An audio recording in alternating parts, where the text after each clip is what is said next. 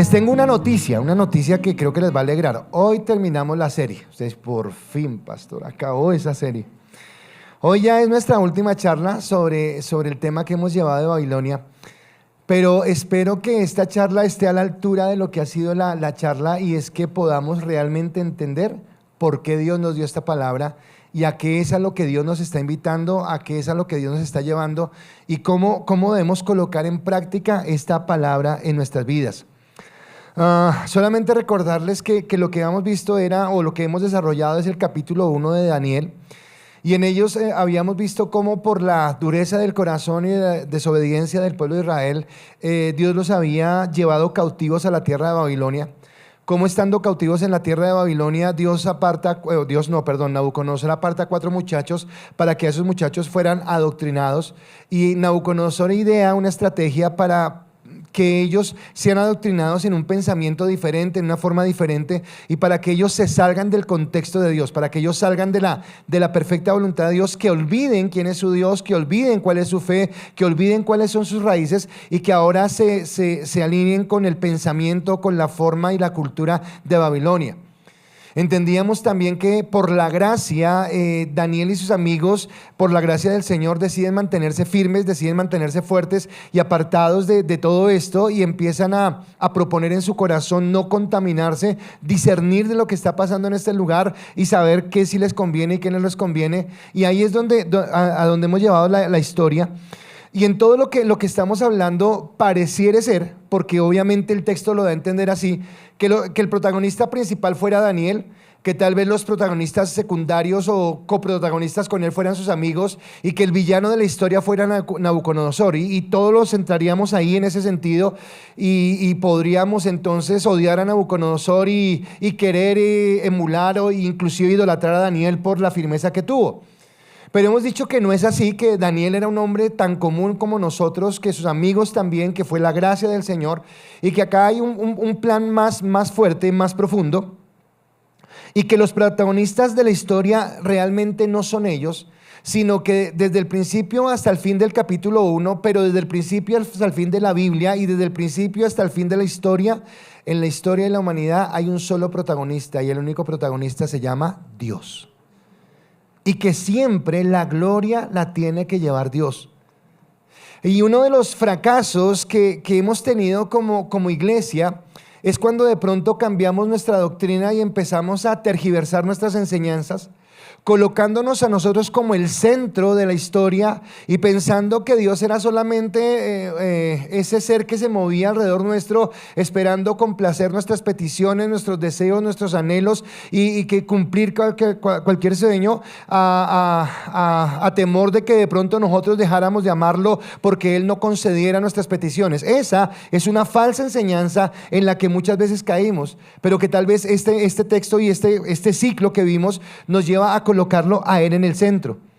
En ese contexto de entender que Dios es el centro, yo podría demostrárselos diciendo que cuando Israel es llevado cautivo a Babilonia, dijimos nosotros que fue llevado porque Dios permitió que ellos fueran llevados. No fue porque Nabucodonosor fuera un estratega militar muy bueno, muy docto, sino porque Dios permitió, Dios había o estaba ejerciendo un juicio sobre lo que estaba sucediendo.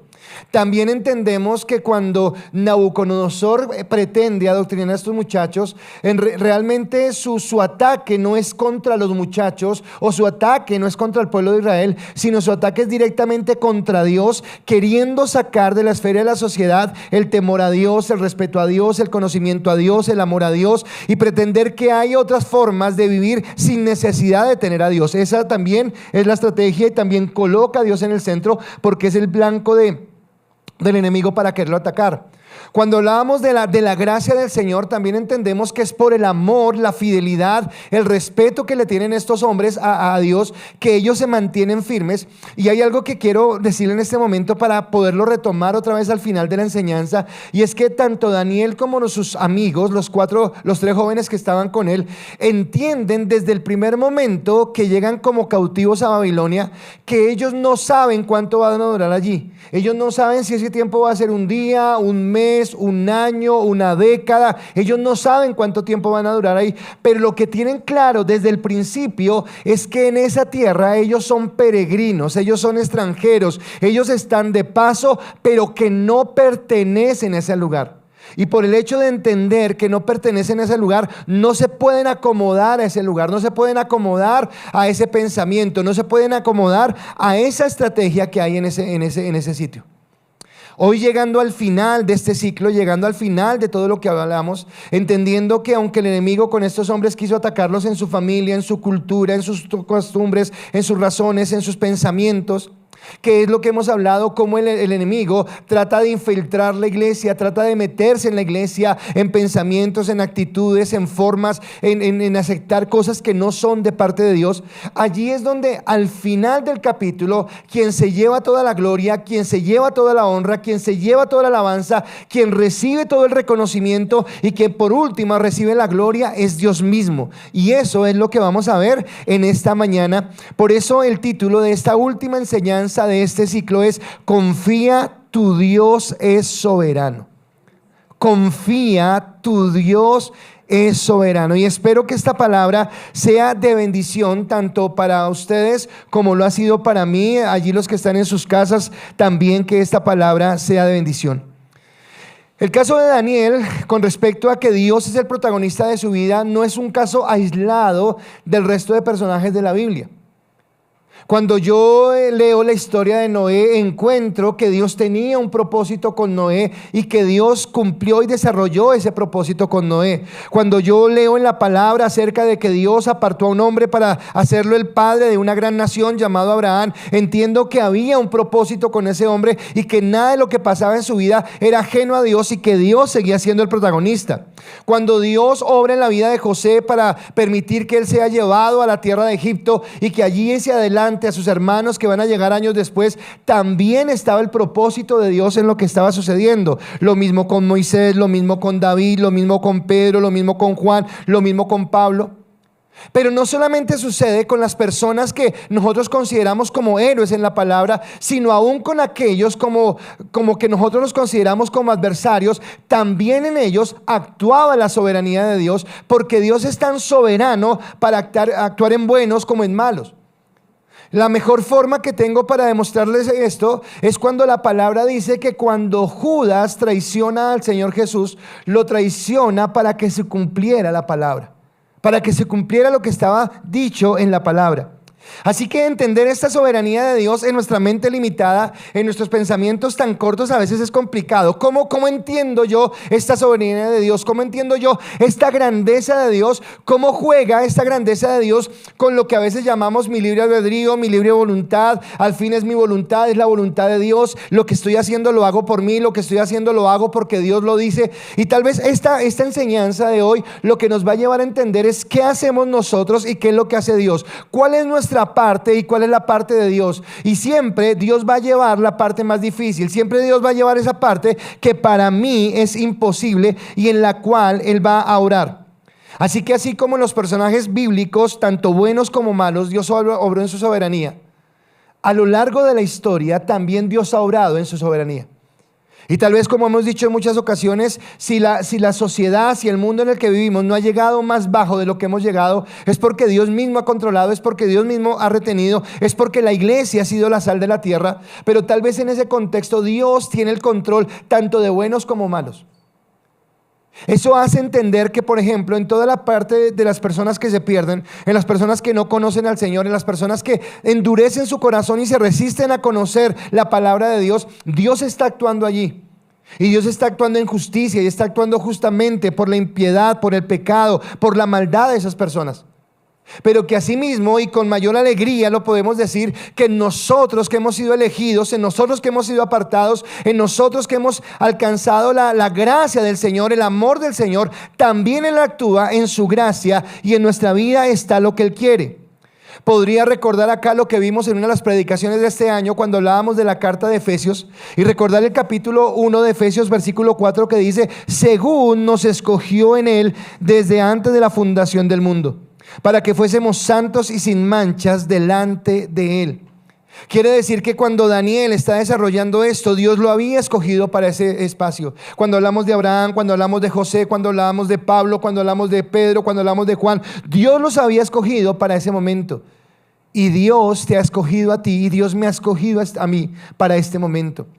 Y aunque nos ha escogido a nosotros, aunque somos los privilegiados de saber que tenemos un propósito en Dios, también tenemos que entender que ese propósito que vamos a cumplir en Dios no es para nuestra gloria, no es para nuestro beneficio, no es para alcanzar el aplauso de nadie, sino es para que toda rodilla se doble y toda lengua confiese que Jesucristo es el Señor y que solamente Él merece gloria, honra, alabanza y adoración. Esto es lo que me deja a mí el final de este libro, de este capítulo, el final de este ciclo, el final de esta enseñanza y a lo que Dios nos está llamando a cada uno de nosotros.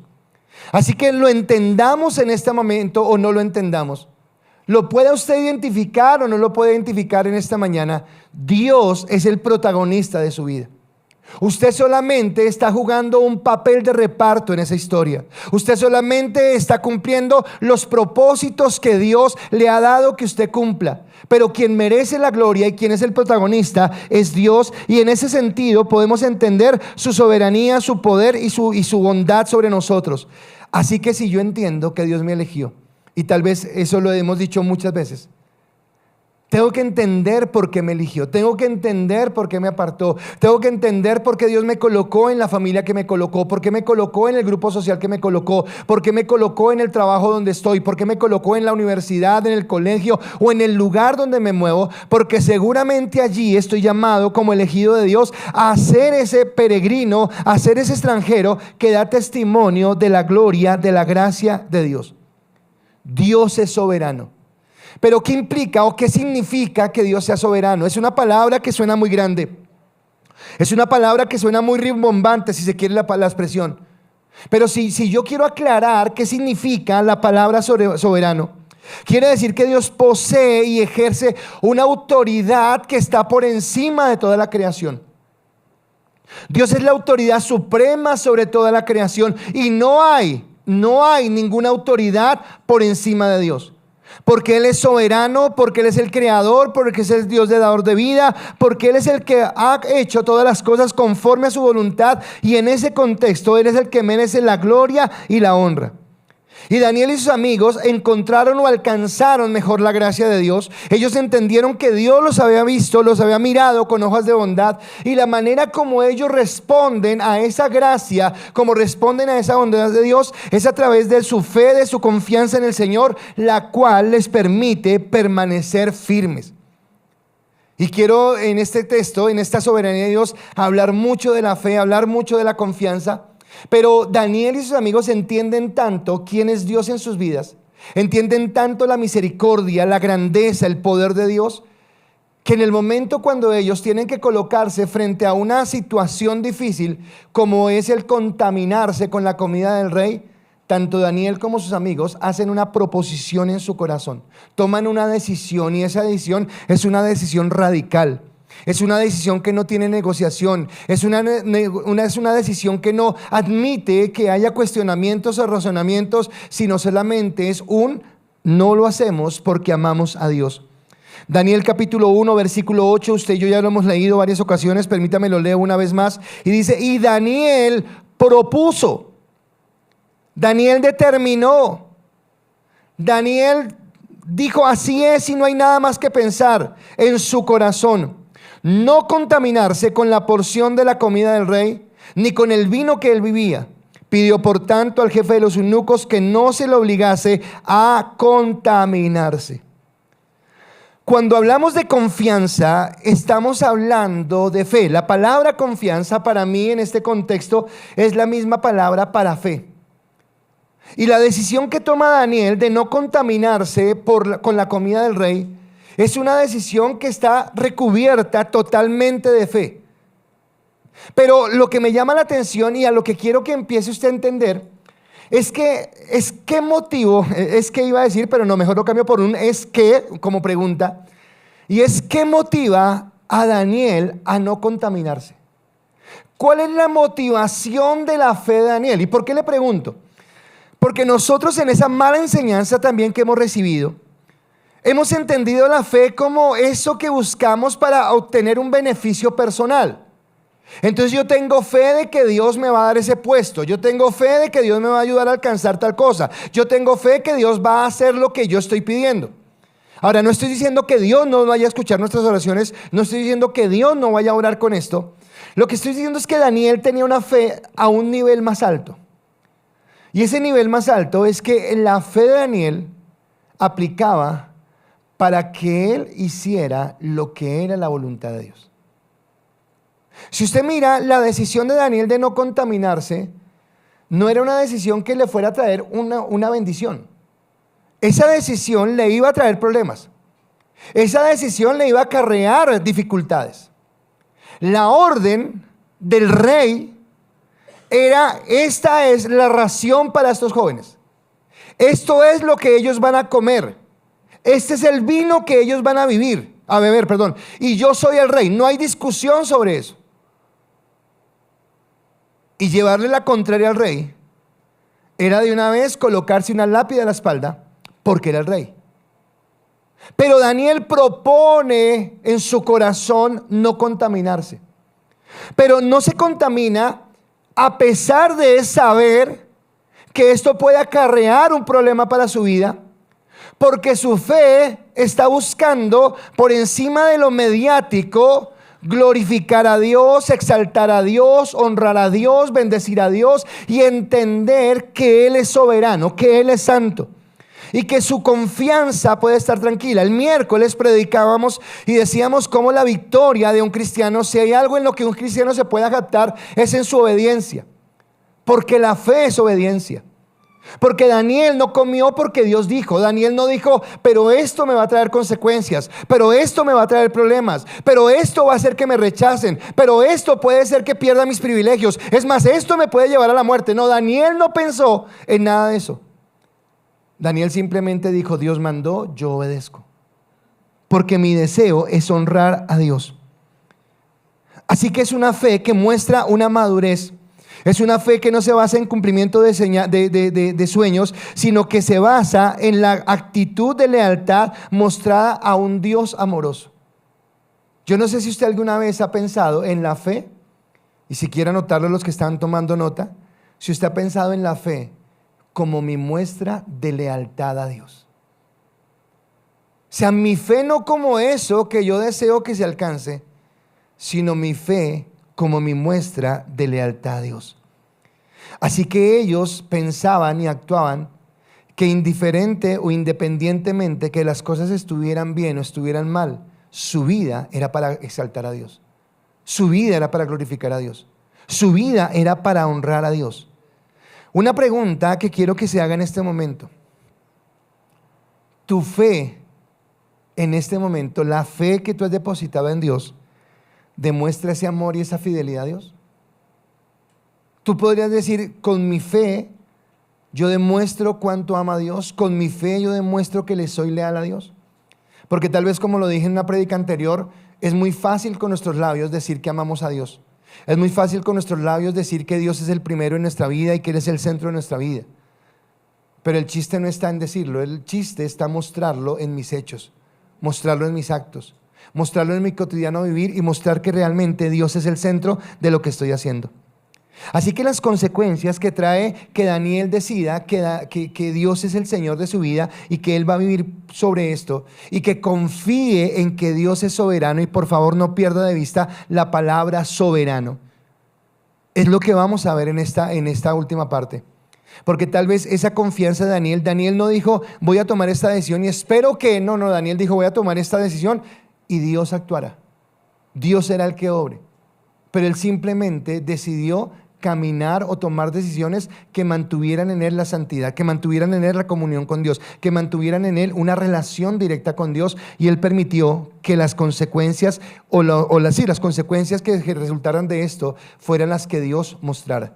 Por eso, así como en la primera parte, en la parte de la mitad y en la tercera parte, es Dios el que obra, es Dios el que los entrega a cautiverio, es Dios en contra de Dios que quieren adoctrinar a estos muchachos, es Dios el que por su gracia los sostiene. Ahora, en esta última parte, en esta cuarta y última parte, es Dios el que se manifiesta como Dios soberano. ¿Confías? ¿Confías en que Dios es soberano? ¿Confías en que Dios es el que tiene el control? Porque mi primer punto es, Daniel confió y Dios puso gracia en su vida. Daniel confió y Dios puso gracia. Y quiero empezar con esto. ¿Recuerdan hace 8 días? Yo les hablaba y no alcancé a terminar el tercer punto, no alcancé a terminarlo. Estaba inspirado y cuando me di cuenta ya eran como las 2 de la tarde. Pero en algo que no les alcancé a decir bien, es cómo Daniel fue respetuoso. O sea, Daniel dijo, yo propongo en mi corazón no contaminarse, y la decisión que él tomó no fue consultada con nadie, sino con Dios. O sea, él dijo, Dios, tú has prohibido esto, yo no lo voy a hacer. Así, Daniel en su corazón tenía claro que no iba a hacer.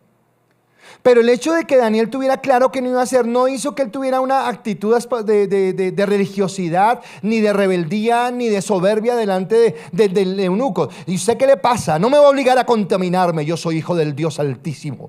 No, él no vino con esa pretensión. Aunque él sabe lo que va a hacer, Daniel guarda el respeto delante de la persona a la que tiene que dirigirse. Déjeme leerle una vez más el versículo 8 para que lo entienda. Y Daniel propuso en su corazón no contaminarse. Listo, ya hay una determinación, no me voy a contaminar. Pero dice más adelante, pidió por tanto al jefe de los eunucos que no se le obligase a contaminarse. O sea, él no llegó allá diciendo, pues no lo hago y qué. No, él dijo, por favor, no quiero contaminarme. Fue respetuoso. Y hablábamos de que una de las características, y escúcheme, que debe tener un cristiano es esto. Somos radicales. Eso no tiene discusión, somos radicales. Pero una cosa es ser radical y otra cosa es ser grosero. Una cosa es ser radical y otra cosa querer pasar por encima de los demás en orgullo, sintiendo que soy mejor porque yo no hago lo que usted sí hace. Así que acá había un respeto. Pero ahora vengo a esto porque es la gracia. Porque por más decente, por más cariñoso, por más respetuoso que Daniel fue, pues lo que estaba diciendo no era tan bonito. Entonces no sé si acá no sé si está Juliana por acá y no sé si hay más personas, pero un chef, así como un músico lo que quiere es que le admiren su música, pues un chef lo que quiere es que le admiren su comida.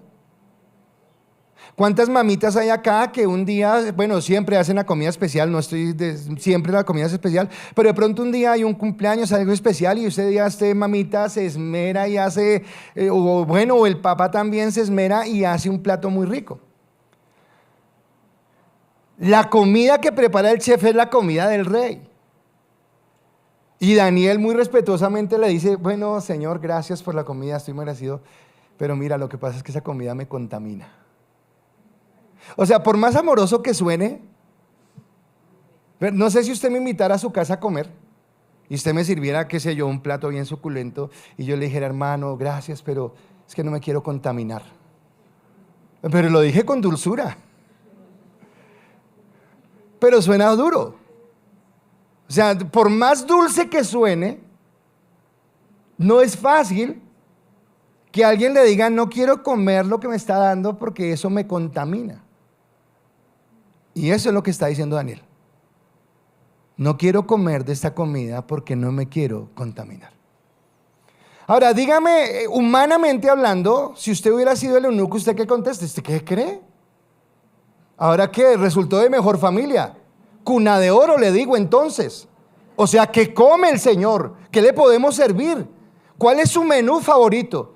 ¿Cómo hacemos para que nosotros simples mortales no lo contaminemos con nuestra comida? Esa pudo ser la actitud y escúcheme, no estaría haciendo algo raro o diferente a lo que nosotros hubiéramos hecho porque nos hubiéramos sentido ofendidos. ¿Cómo así que no come de la comida que le estamos dando? Es la comida que come el rey. ¿Se cree usted mejor que el rey?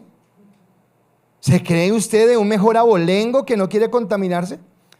Así que cuando Daniel dice que él propuso en su corazón no comer, menos mal que no se puso alevoso encima, no a decir y no como y qué, menos mal que por lo menos fue decente y dijo, les pido que no me obliguen a contaminarme con la comida. Pero acá viene la primera obra sobrenatural de Dios. Porque Dios interviene y la Biblia nos deja claro de que el protagonista siempre es Dios. Versículo 9 y 10 del capítulo 1 dice, ¿y puso quién? Dígalo fuerte, ¿puso quién? Y puso Dios a Daniel ¿en qué? En gracia y en buena voluntad con el jefe de los eunucos. Y dijo el jefe de los eunucos a Daniel, temo a mi señor el rey, que señaló vuestra comida y vuestra bebida.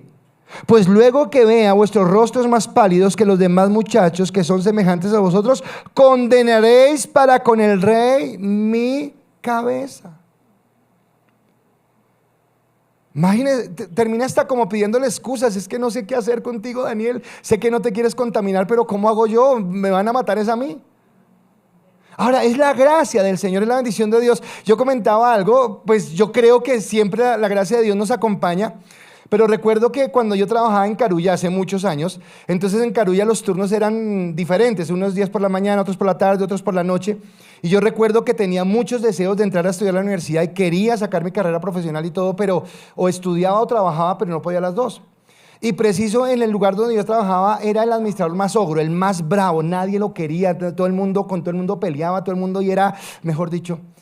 Pero ¿sabe qué hizo Dios conmigo? Me dio gracia. Y recuerdo que una vez con el susto entré a su oficina y le dije, venga, es que jefe, ¿cómo hago? Es que yo quiero estudiar, pero ¿Sabe cómo fue la gracia de Dios durante 3 años? Creo que fue 3 años que duré ahí en ese puesto. El señor, el jefe, me permitió a mí hacer la programación de los horarios, los descansos de la gente. Imagínense, yo era un empleado como cualquiera y yo le decía, jefe, listo, vea, entonces estos descansan este día, esto no sé qué. Imagínense cómo me veían mis compañeros, yo era el que me buscaban a mí, oiga, necesito tal día, necesito tal otra. Pero yo entiendo eso solamente como la gracia de Dios porque era el más bravo. Pero cuando usted camina de la mano de Dios, Dios coloca su gracia. Dice, y puso Dios a Daniel en gracia. O sea que este hombre vio a Daniel de una manera diferente y no escuchó, me voy a contaminar, sino dijo, de pronto me duele el estómago. O sea, yo no sé qué entendió, pero no se ofendió, pudo aceptar ese reclamo. Así que Dios actúa a nuestro favor independientemente de las circunstancias. Dios actúa a nuestro favor independientemente de lo que esté sucediendo, cómo esté sucediendo, qué esté pasando. Dios actúa a nuestro favor. Así que la gracia que Dios colocó en Daniel ante el jefe de los eunucos era para que él pudiera desarrollar su propósito. Entonces vea cómo Daniel no se fue y dijo, y no me contamino, y qué van a hacer. No, Daniel sabía lo que iba a hacer, pero Daniel fue respetuoso a la autoridad y Dios respaldó esa autoridad. ¿Sabe que a veces nosotros sí somos perseguidos por ser cristianos? Pero cuidado, que usted sea perseguido por ser cristiano y no por ser fanático. Que usted sea perseguido porque usted es radical en sus principios y no porque usted anda amargándole a todo el mundo la vida, porque usted llega a toda casa a criticar y usted cómo se para y usted cómo se viste y usted cómo se habla y cómo hace, porque a veces podemos caer en esa situación. Daniel, por esa confianza en Dios, se convierte en una persona agraciada de Dios. Él tiene la gracia de Dios. Proverbios 16:7 dice la palabra, cuando los caminos del hombre son agradables a Jehová, aún sus enemigos hace estar en paz con él. Pero cuando uno camina agradando a Dios, cuando tiene esa gentileza, cuando tiene ese amor, pero cuando también tiene esa radicalidad y cuando también tiene esa santidad. Cuando la gente puede ver en nosotros que realmente caminamos en el temor de Dios y que realmente hemos colocado a Dios en el primer lugar. Así que dice que cuando los caminos del hombre son agradables a Jehová, aún sus enemigos pueden estar en paz con él. Cuando yo camino en Dios, puedo tomar decisiones sensatas, puedo mantenerme firme en mis decisiones, puedo ser sensato en lo que hago y puedo inclusive encontrar situaciones difíciles, pero anteponerme. Y es entender que siempre el propósito de Dios va a estar por encima de los hombres. Yo no sé si usted entienda esto, pero yo siempre que tome una decisión, siempre que haga algo, siempre tengo que poner por encima a Dios. O sea, Daniel pudo haber dicho, comida del rey, y se va a poner bravo el rey, que embarrada, desecharle ahí el postrecito y la carnecita, como que embarrada. No, yo voy a hacerle caso y Dios conoce mi corazón. No, Daniel no dijo eso. Voy a hacer a lo largo de la prédica un paralelo entre Daniel y José, pero déjeme colocar a José también en este sentido. ¿Por qué? Porque el proponerse algo es para bien o para mal. Déjeme un momentico, voy con Daniel otra vez.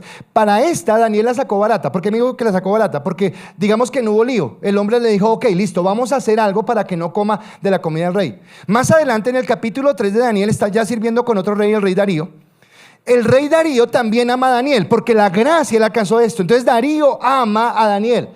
Pero no faltaban los enemigos. Usted sabe el decreto, el sello, que no adoren a otro Dios que no sea el rey, Daniel lo adora. Darío, se entristece porque él ama a Daniel, pero no puede hacer nada en contra de la ley que ha firmado. Y entonces con tristeza en el corazón, con dolor en el corazón, hace que se cumpla la ley y envían a Daniel al foso de los leones.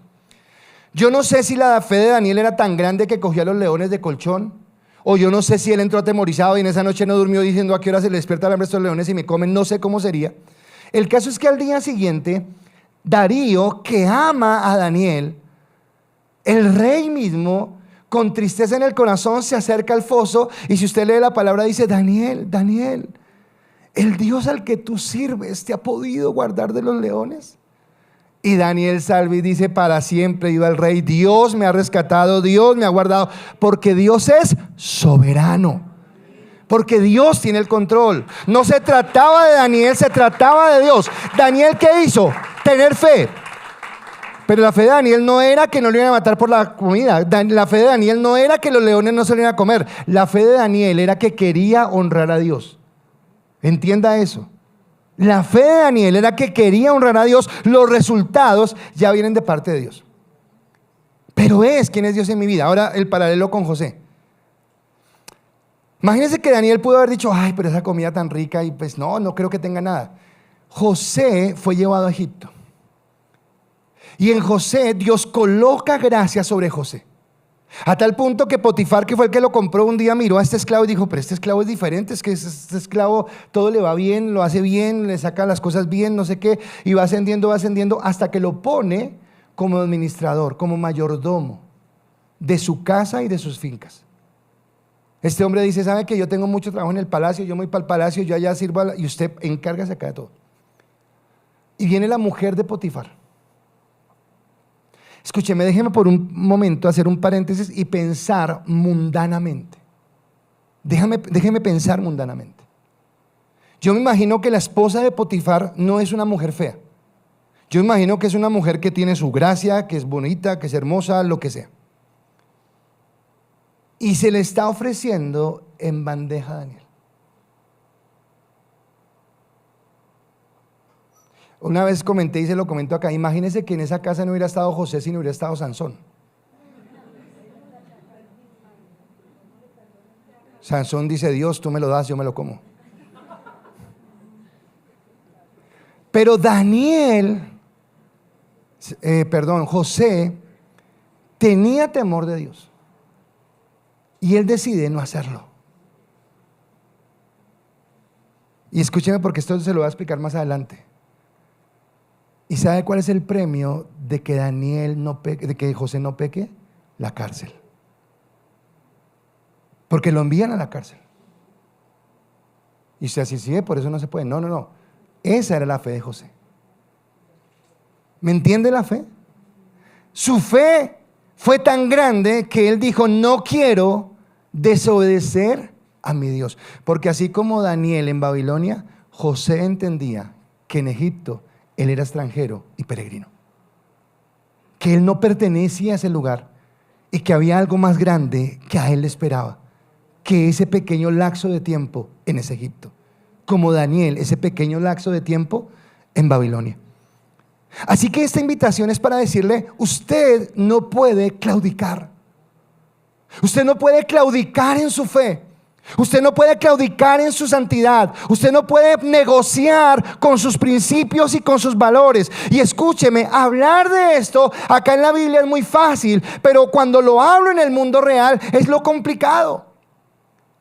Hace rato que no mencionaba eso, por eso lo menciono hoy. Pero imagínense que cuando nosotros iniciamos la iglesia, el nombre que Dios nos da, Isaías 35:8, camino de santidad, es camino de santidad. Vamos a caminar en santidad. Empezamos a hacer los trámites para obtener los papeles de licencia de funcionamiento de la iglesia. Y resulta que ese trámite es un trámite gratuito. Cualquier persona puede ir y presentar los papeles y que le digan sí, los estatutos, estas correcciones, acá está aprobada su licencia y lo obtiene. Pero a nosotros no nos lo daban. Y todas las personas que yo conocía, pastores, amigos, gente del medio, me decía, tiene que pagar, tiene que darle algo a alguien. Ahora, pero pagar no era ir a una caja y pagar un recibo como cuando paga usted un parte o un impuesto. No. Era sobornar a alguien para que sobornando a alguien nos diera esto. Y yo tenía un conflicto. Yo decía, yo no puedo tener una iglesia que se llama Camino de Santidad y para que me aprueben la licencia, sobornar a alguien para que me den la licencia. Porque entonces tocaría llamarse Camino de Corrupción y Santidad. Y era fuerte. Y no fue un año, ni fueron 2, ni fueron 7 años. Y en los 7 años nos mantuvimos firmes. Pero todas las personas que yo me encontraba me preguntaban, ¿ya tienen sus papeles? No los tenemos. ¿Y por qué? Por esto y esto y esto. Tienen que pagarle a alguien. Yo no le voy a pagar a nadie. Y no es tacañería, no es que no quiera. Es que quiero ser fiel a Dios. No me quiero contaminar con la comida del rey. Si Dios me ha dicho que tengo que ser recto, voy a ser recto. Al cabo de los 7 años, sin pagarle un peso a nadie, obtuvimos nuestra licencia. Estamos legalmente constituidos, pero no vendimos nuestros principios. Ahora escúcheme, José acá, en este momento él se va a la cárcel, pero inclusive estando en la cárcel él decide no vender sus principios. Y yo quiero que usted entienda esto porque se lo voy a tomar más adelante en la prédica. Así que por favor no claudique, porque si usted claudica pueden pasar 2 cosas. La primera cosa que pasa cuando usted claudica es que usted pierde la cobertura de Dios. Es como si usted le abriera un hueco al techo y permitiera que por ese techo viniera el sol y lo quemara, o viniera la lluvia y lo inundara, lo que sea, porque usted está rompiendo la cobertura, porque usted ha dejado de caminar en santidad, porque usted ha dejado de caminar en la bendición de Dios. Pero si eso no fuera grave, lo más grave es que usted también pierde con las demás personas la credibilidad y deja en el piso el nombre de Dios. ¿Usted no era el que decía que es santo? ¿Usted no era el que decía? ¿A cuántos de nosotros no nos dicen? Yo creo que tiene que ver por ser hijos de Dios, pero cuando cualquier persona se equivoca, se equivocó, no sé qué, pero si usted se equivoca en el trabajo, en la familia, no sé qué, lo primero que dice, ¿y usted no es cristiano? ¿Y usted no es cristiano? Porque parece que cristiano fuera sinónimo de ser perfecto, y gloria a Dios, porque así debe ser, eso lo dice la Biblia. Pero los ojos de la gente está. Y si usted a alguien o a un grupo de personas, o en su universidad, o en su colegio, o en su trabajo, o en su familia, muy radical, muy sólido, muy estructurado en la palabra, y el día que usted claudique, ese día esas mismas personas que usted le predicó, que usted les habló, son las que van a venir a decirle, ¿y usted qué era lo que hablaba? ¿Y sabe dónde queda su credibilidad? En el piso. Y el diablo lo que busca es eso, que perdamos nuestra credibilidad. Así que Dios nos invita a que nosotros guardemos nuestra credibilidad, ser consecuentes con nuestras convicciones y ser responsables. Escúcheme, ser cristiano implica una responsabilidad. Ser cristiano no es ser religioso, ser cristiano es ser responsable. Mateo capítulo 5 versículo 3, y lo mencioné al principio del mensaje: vosotros sois la sal de la tierra. Pero si la sal se desvaneciere, ¿con qué será salada? No sirve más para nada, sino para ser echada fuera y hollada por los hombres. Y usted y yo, por el contexto en el que vivimos, cuando ya hay congeladores, refrigeradores y todo eso, usted piensa que la sal solamente es para darle sabor a los alimentos. Pero en la historia, cuando fue escrito esto, no existía ni Mave, ni Aseb, ni Whirlpool, ni nada de eso. Los alimentos se conservaban con la sal. La sal era la que detenía la corrupción. Así que la carne la metían en sal para que se mantuviera. Pero si la sal no servía, ahora si la sal es para que detenga la corrupción, ¿qué debe hacer la iglesia con respecto al pecado del mundo? La iglesia es la que detiene el pecado. La iglesia es la que hace que la gente quiera caminar en santidad. La iglesia es la que permite que todavía haya esperanza para la gente que se pierde porque caminamos en santidad. Pero cuando usted claudica, cuando usted peca, cuando usted abre la puerta, usted deja mal no solamente su testimonio, sino el testimonio de la iglesia. Por eso encontramos tanta gente que dice, yo iba a esa iglesia, pero porque no es esa persona, no es ese pastor, no es esa iglesia, es ese lugar. Porque nosotros abrimos una puerta. Así que no podemos descuidarnos. Y algo que yo tengo que entender es que siempre mi deseo debe ser agradar a Dios. Porque a veces nosotros queremos agradarnos a nosotros mismos. Cuidado con quererse agradar a usted mismo. O queremos agradar a las personas. Cuidado con querer agradar a las personas antes que agradar a Dios. Al primero que tengo que agradar es a Dios. Mateo 10:28 dice: y no temáis a los que matan el cuerpo y el alma no pueden matar, pero temed más bien a aquel que puede destruir el alma y el cuerpo en el infierno.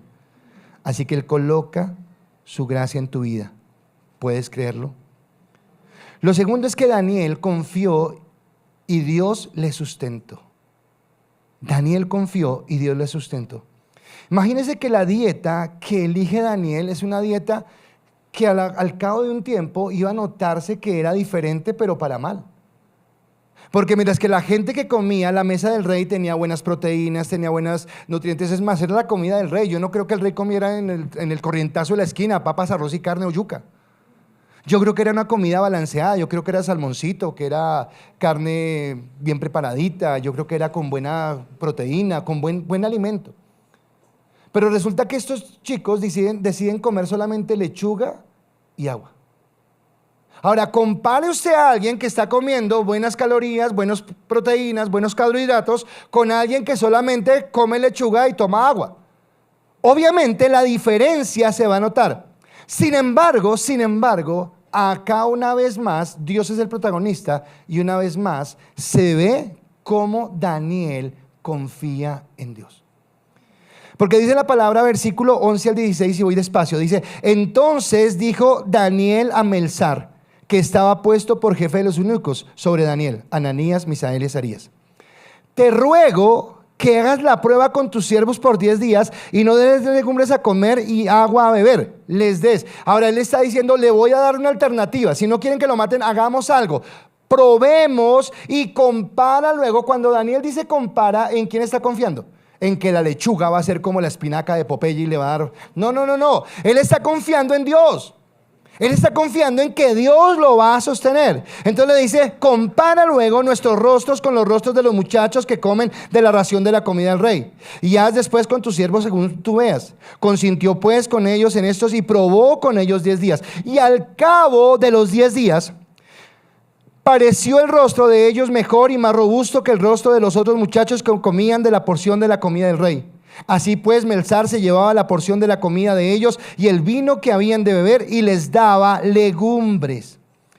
Al cabo de 10 días, la soberanía de Dios fue evidente.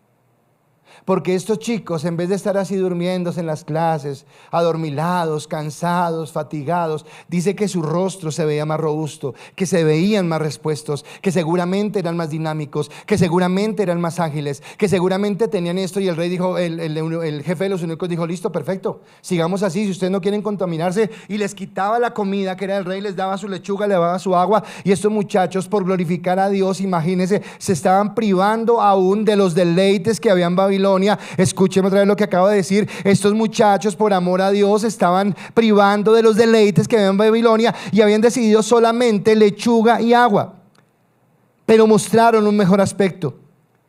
Nuestras vidas en las manos de Dios son sostenidas. No es el alimento físico, no son las circunstancias externas las que nos sostienen, sino es nuestra confianza en Dios. Cuando Pablo se siente ofuscado por ver la idolatría que hay en Atenas, él da un sermón de evangelismo, y en uno de los fragmentos del sermón Pablo dice lo siguiente: el Dios que hizo al mundo y todas las cosas que en él hay, siendo Señor del cielo y de la tierra, no habita en templos hechos por manos humanas, ni es honrado por manos de hombres como si necesitara de algo, pues Él es quien da a todos vida y aliento, todas las cosas. Dios es el que da vida.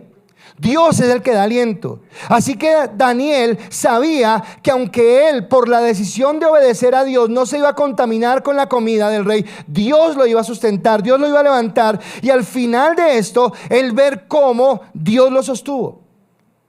Así que la pregunta es: ¿qué está por encima? ¿Mis anhelos, mis deseos, mis gustos? ¿O por encima está la voluntad de Dios? ¿Por encima está el propósito de Dios? Mateo 4:4 dice: Él respondió y dijo: escrito está, no solo de pan vivirá el hombre, sino de toda palabra que sale de la boca de Dios. Más que el alimento es Dios. Más que el vestido es Dios. Más que el sustento es Dios.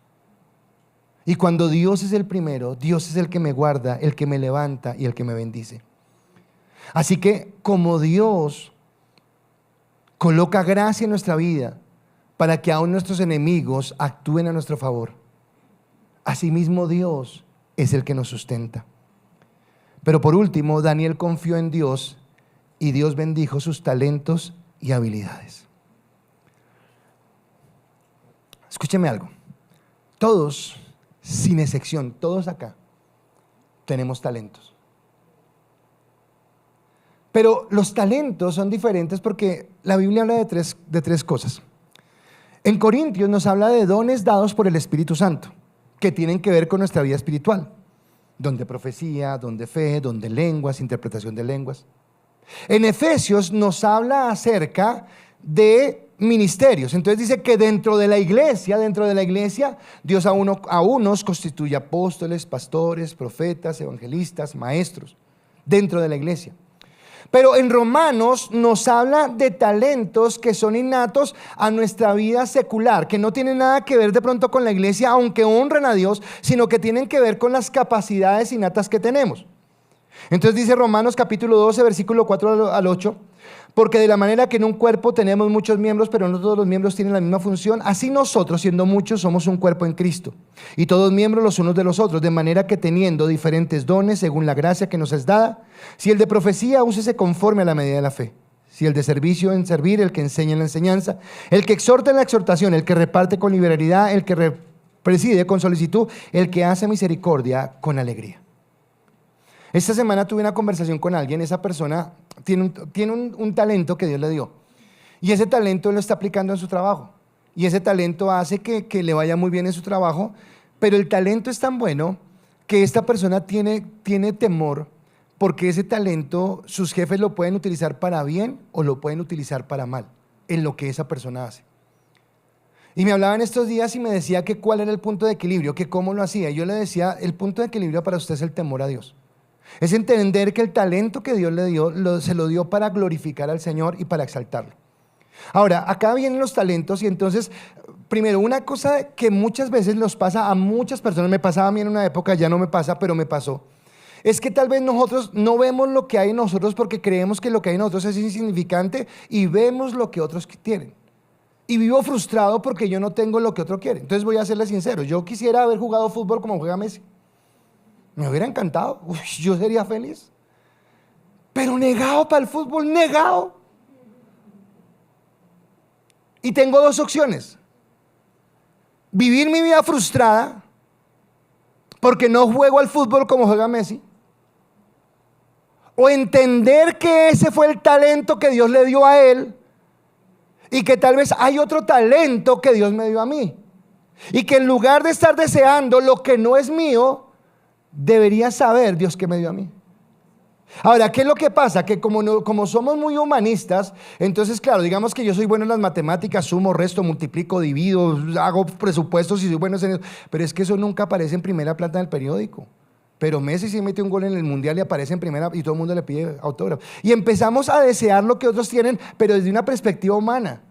Pero no entendemos que lo que Dios nos dio fue para glorificarlo a Él. Recuerda la parábola de los talentos: a uno dio 5, a otro dio 2, a otro dio 1. Hay personas acá de pronto que tienen más talentos, otros que tienen menos, otros que tienen más poquitos, pero no es porque sea usted más o menos. Dice la palabra que Dios le dio a cada uno de acuerdo a su capacidad, y al que le dio un talento no le va a exigir lo mismo que al que le dio 5, y al que le dio 5 no le va a pedir lo mismo que al que le dio 2. Porque cada uno Dios nos da para hacerlo, porque el talento que tenemos en Dios, la habilidad que tenemos en Dios, y acá es el punto clave, es para glorificarlo a Él, para exaltarlo a Él. Así que estos hombres empezaron a estudiar en este lugar, y ellos empezaron a ser disciplinados. Tenían el talento de estudiar y de estudiar bien, y ellos fueron disciplinados. No solamente se quedaron con el talento. Un talento sin disciplina es un desperdicio. Un talento sin disciplina no sirve para nada. Así que estos muchachos fueron juiciosos, estaban allí, pero desarrollando este talento, ellos entendían que era para la gloria de Dios. Así que ellos no dijeron, no, hoy no vamos a estudiar. A veces, escúcheme, y me confronta esto, porque nosotros decimos, no, y que nuestros muchachos no vayan a la universidad. Pues Daniel fue a esa universidad y era bien mundana. Y las enseñanzas que daban eran de superstichería y de dioses y un montón de cosas. Pero ¿sabe qué dice la palabra? Que nosotros debemos estar en la capacidad de escudriñarlo todo, de retener lo bueno y desear lo malo. Así que estos jóvenes seguramente fueron allá y en primer lugar fueron los mejores estudiantes. Y no fueron los mejores estudiantes en matemáticas, pero se rajaron en biología. O no fueron los mejores en biología, pero se rajaron en geografía. O los mejores en geografía y se rajaron en química. No. Ellos eran los mejores porque tenían la gracia de Dios, porque tenían la habilidad de Dios. Pero así como eran disciplinados, también tenían discernimiento. Y el discernimiento hacía que ellos supieran qué sí les convenía y qué no, qué era para su vida y qué no. Cuando habla que Daniel estuvo en un cargo de preeminencia en 3 reinos diferentes o en 4 reinos diferentes, no es porque Daniel solamente tenía una cara bonita. Era porque seguramente estaba preparado. Perdóneme, tomo cosas que estamos hablando del gobierno de hoy, pero ¿cuál es una de las críticas que tenemos con respecto al gobierno de hoy? Que colocan gente que no sabe hacer cosas que no tienen idea de cómo hacerlas. Pero este rey sí era sabio.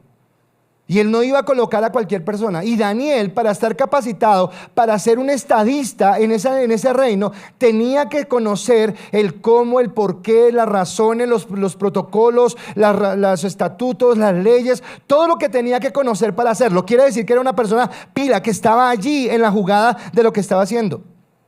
Pero discernía lo que era bueno y lo que era malo. ¿Qué has hecho con los talentos que Dios te ha dado? Primero, ¿los reconoces? Segundo, si lo reconoces, ¿a quién le das la gloria? ¿A ti mismo? ¿Yo que lo hago? ¿Yo que puedo? ¿Yo que soy el duro? ¿O entiendes que lo que Dios te ha dado es para Dios, para glorificarlo? Porque la última parte del versículo 17 al 20 dice: y a estos 4 muchachos Dios les dio conocimiento e inteligencia en todas las letras y ciencias. ¿Quién les dio el conocimiento y la inteligencia? Otra vez, ¿quién es el protagonista? Dios. Es Dios. Y dice en especial de Daniel, dice Daniel, y Daniel tuvo entendimiento en toda visión y sueños. ¿Quién? Daniel. Por eso es que Daniel en ese reino también puede interpretar sueños, porque Dios le dio esa capacidad. Pasados pues los días a fin de los cuales había dicho el rey que los trajeres al jefe de los eunucos, los trajo. ¿Cuántos? 3 años. Recuerda que había dicho 3 años. Dice, y el rey habló con ellos, les hizo la prueba a saber. Estos 3 muchachos fueron a la prueba a saber. Y dice, y en todo asunto de sabiduría e inteligencia que el rey consultó, los halló 10 veces mejores que todos los magos y astrólogos que había en todo el reino. Seguramente había una tabulación para que él pudiera determinar que eran 10 veces mejores. Y eran hijos de Dios, pero eran disciplinados. ¿Qué hacían ellos? Lo que tenían que hacer. Ellos se ocupaban de hacer lo que Dios les mandaba hacer y dejaban que lo otro lo hiciera Dios. Daniel no estaba preocupado si lo mandaban al foso de los leones o no. Daniel no estaba preocupado si lo ponían a comer o no. No, Daniel hacía lo que tenía que hacer y permitía que Dios hiciera lo que era lo imposible. Es lo mismo que nos pide a nosotros. Usted no se preocupe si lo van a apedrear en la calle. Usted no se preocupe si lo... No. Usted preocúpese por obedecer a Dios. Estos hombres usaron sus dones con responsabilidad para la gloria de Dios. José. Déjeme volver a José. Cuando la gracia de Dios está con nosotros, usted no entiende, José salió a la cárcel, o sea, ¿cómo es eso que yo decido ser santo para Dios y mi forma es irme a la cárcel, perdón? Potifar tenía gracia sobre José, y déjeme decir esto es mío, esto no lo dice la Biblia, esto es mío, es lo que yo pienso. Pero yo creo que cuando Potifar envió a la cárcel a José, Potifar sabía que José era inocente, porque Potifar conocía a José y conocía a su esposa. Lo que pasa es que la sociedad lo ponía a elegir entre su esposa o un esclavo, y él tenía que hacer esto. Pero él ahora hace esto y decide hacerlo. Ahora va a la cárcel y uno dice, es una derrota, pero la Biblia dice que los que aman a Dios todas las cosas las ayudan a bien. Si Daniel claudica su fe, si José claudica su fe y cae con la mujer de Potifar, hasta ahí llegó. Pero él va a la cárcel, y en la cárcel el copero y el panadero tienen un sueño, y no son el copero y el panadero buscando a José, es José buscándolos a ellos. Ahora yo hubiera dicho, yo qué sueños ni qué nada, que aquí en la cárcel cuando nadie me conoce, ¿qué hago? Pero él sabía que Dios le ha dado un talento y él va y les interpreta el sueño. Y ese es el camino que Dios utiliza para que después él fuera el segundo al mando después de Israel. Yo quiero que usted piense en la cara de Potifar y en la cara de la esposa de Potifar cuando José es colocado como segundo en el reino. Porque en fe, cuando yo tengo fe en Dios, aunque no vea los resultados inmediatamente, los voy a ver en el tiempo. Pero la fe es para obedecer a Dios, es para caminar en Él.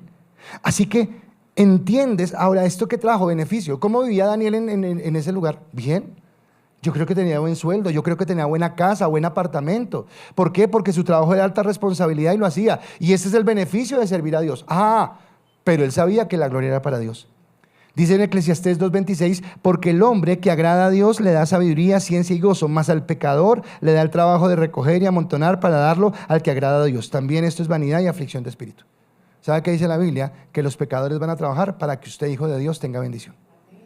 Pero sea disciplinado, sea obediente y no claudique en su fe. Mucho menos sienta orgullo. Muchas veces, mucho menos sienta vanidad de pensar que es por usted. Lo tomé de la traducción lenguaje actual porque es más claro y dice: nada hay que hagan ustedes más importante que todos, que los haga ustedes más importantes que todos. Todo lo que tiene lo han recibido de Dios, y si se los deben a Él, ¿por qué presumen como si ustedes lo hubieran conseguido? Así que me habla de la humildad que yo tengo que guardar. Cuando Dios colocó el tabernáculo, colocó a Moisés como el administrador de la empresa que estaba estableciendo. Pero no fue Moisés el que cosió las cortinas, no fue Moisés el que hizo la ornamentación, no fue el Moisés el que entalló las joyas. Dios le dijo: y le he dado a este la sabiduría para que entalle joyas, le he dado a este la sabiduría para que haga la ornamentación, le he dado a este la sabiduría. O sea que Dios colocó. Así que el problema no es si yo tengo más o menos talentos, la pregunta es si el talento que yo tengo, pregúntese cuál es el talento que usted tiene. Y si con ese talento usted glorifica a Dios, si con ese talento usted lo exalta. El relato del capítulo termina así, de esta manera. 1:21, el último versículo del libro, dice: y continuó Daniel hasta el año primero del rey Ciro. Babilonia cayó en el año 539 bajo el imperio de Ciro. Acaba Babilonia, empieza ese imperio. Al año siguiente, el rey ordena que el pueblo de Israel regrese otra vez a su tierra. Cuando habla de que hasta allí llegó Daniel, no dice que murió, no, Daniel regresó. Lo que está diciendo es que Daniel duró en cautiverio 66 años. Y en los 66 años que duró en cautiverio, a pesar de todo, Dios lo tuvo en su gloria. Dios lo tuvo en honra. Porque en todo lo que hizo Daniel, quiso glorificar a Dios, quiso exaltar a Dios. Y Dios nos ha colocado en este mundo para que nosotros no olvidemos que estamos para agradar a Dios. Les dije al principio que algo que tenía claro Daniel era que él era peregrino y extranjero, que él no pertenecía a Babilonia, que él un día volvería a su tierra, que José también entendía que él no pertenecía a Egipto. Por eso cuando José muere dice: cuando volvamos a la tierra, lleven mis huesos a la tierra a la que pertenecemos. Eso lo dice José. Ahora usted y yo, los venezolanos que aman su Venezuela, los colombianos que amamos nuestra Colombia, nos sentimos orgullosos cuando toca el himno nacional y juega la selección y ganamos. Eso no está mal, pero lo que digo es que por encima de eso, la palabra dice que nosotros en este mundo somos extranjeros y somos peregrinos, y que nuestra morada permanente no va a ser esta, y que Dios no quiere que vendamos nuestra primogenitura y nos perdamos de esa bendición. Y no encontré un texto mejor para cerrar este ciclo que Primera de Pedro capítulo 2 versículo 11 y 12. Amados, yo os ruego como extranjeros y peregrinos que os abstengáis de los deseos carnales que batallan contra el alma, manteniendo buena vuestra manera de vivir entre los gentiles, para que los que murmuran de vosotros como malhechores glorifiquen a Dios en el día de la visitación al considerar vuestras buenas obras. Así que aunque todos nosotros enfrentamos acechanzas de este mundo, desde los más jóvenes hasta los más viejos, lo que Dios nos dice en esta mañana y finalizando este ciclo es que primero no podemos permitir que el mundo siga entrando a la iglesia. Y en segundo lugar, confía. Estamos con un Dios que es soberano. Y Él traerá su gloria y su bendición sobre todos aquellos que lo honramos, lo respetamos y lo bendecimos.